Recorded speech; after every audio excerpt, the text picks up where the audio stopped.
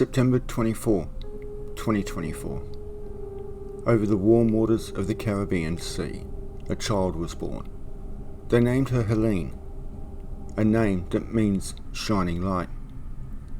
But this child, spawned from the devil himself, had a dark destiny. As she journeyed north, she grew stronger.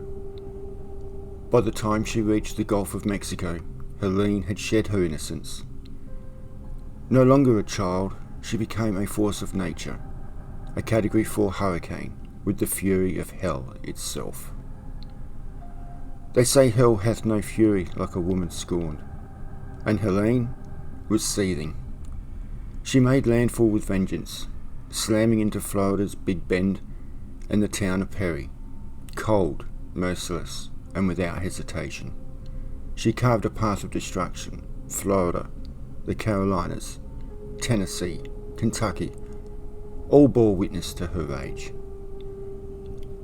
And as if driven by some twisted instinct, Helene spawned offspring, tornadoes that clawed across the land, tearing through homes and hearts alike. Torrential rain triggered landslides, rivers overflowed, flash floods swallowed neighbourhoods. Insult piled into injury.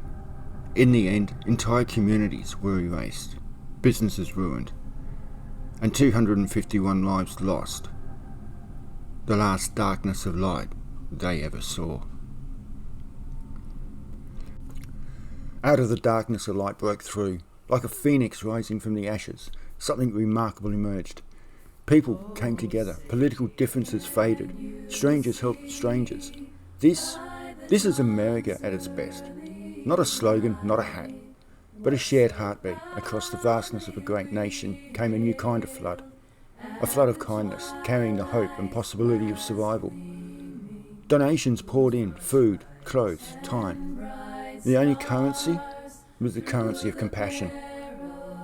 But even as hearts opened wide, a new, different storm loomed, not born of nature's wrath, but rising from the shadows of bureaucracy and the neglect. 6 lives were lost. Were they taken by nature's fury or sacrificed to corporate greed? A government report insists management showed reasonable diligence, giving workers, even non-English speakers, time to evacuate.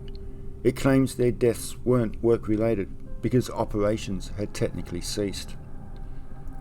The families? Well, the families tell another story.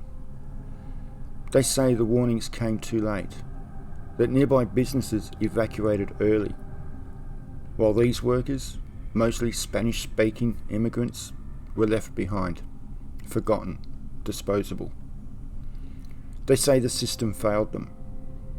The investigating agency admitted it struggled. Phone outages, language barriers, logistical breakdowns. And still, the company was cleared. In my next video, I'm going to take a closer look at the 6 lives that were lost.